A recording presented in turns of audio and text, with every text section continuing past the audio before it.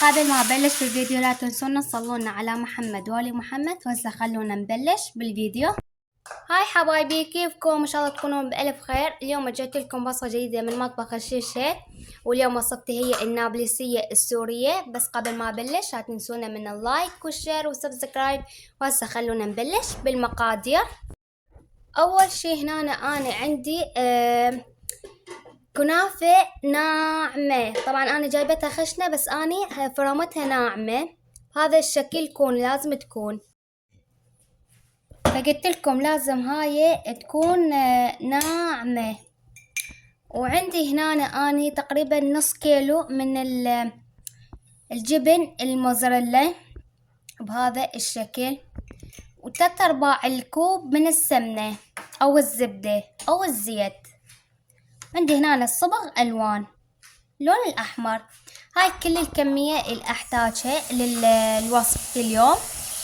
هسه أول شي أنا راح أسوي، راح أضيف الملون الطعام فوق السمنة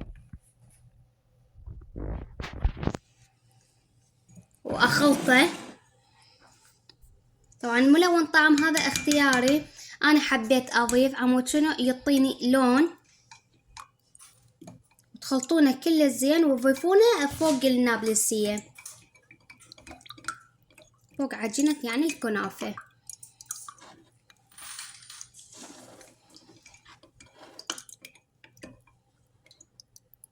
هسه بعد ما خلطته بهذا الشكل راح تمعونه كله زين الملون. ثاني شي تضيفونه فوق النابلسية اللي قلت لكم عليها. طيب هاي الوصفة يحتاج يعني الكنافة تكون ناعمة لأن هي نابلسية، وما تنسوا من ايد عراقية. هسه راح اضيفها.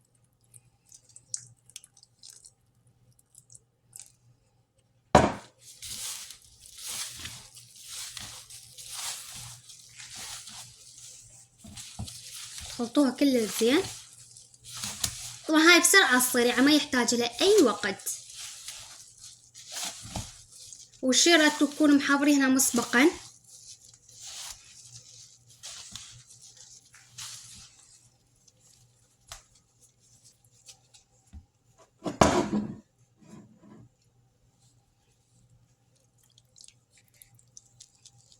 وبعد ما خلصت 3/4 الكوب اللي قلت لكم عليه وضفته كله.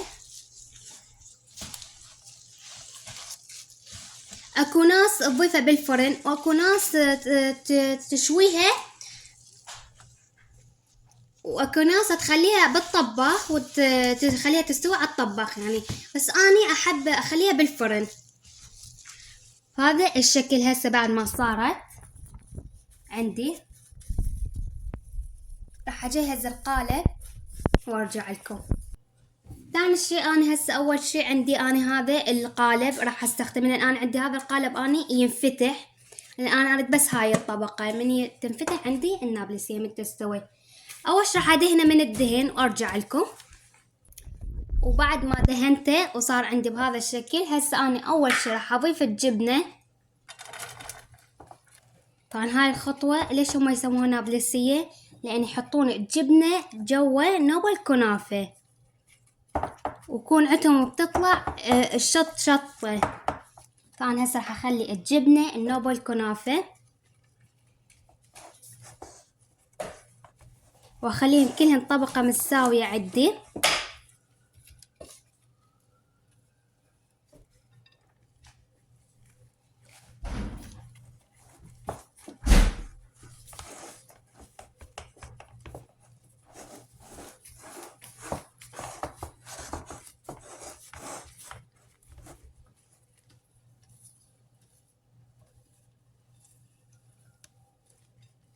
هيك تسووها.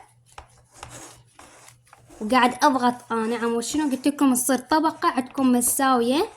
نبوا تضيفون عجينة الكنافة او النابلسية. هي عجينة كنافة وانتوا تفرموها على ايدكم تسووها بحيث ناعمة. وهسه بعد ما ضغطت عليها هيجي راح اخلي العجينة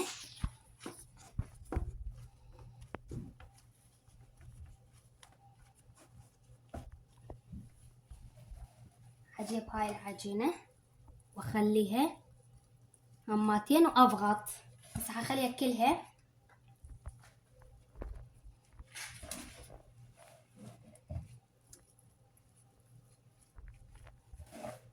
واعدلها.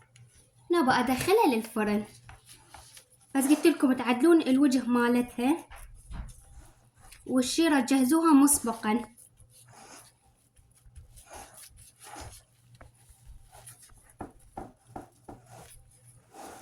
عدل اطرافها هماتين.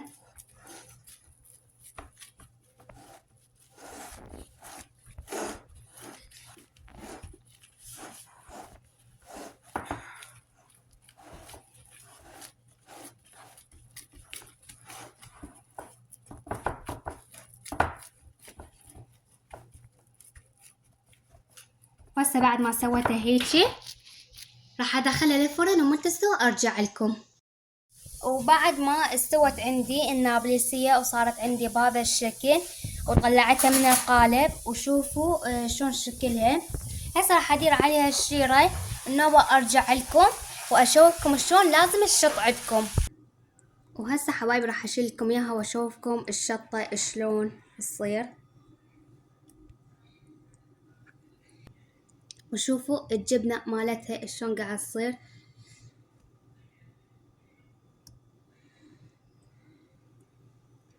وهذا شكلها النهائي. في نهاية هذا الفيديو لا تنسون من اللايك والشير والسبسكرايب.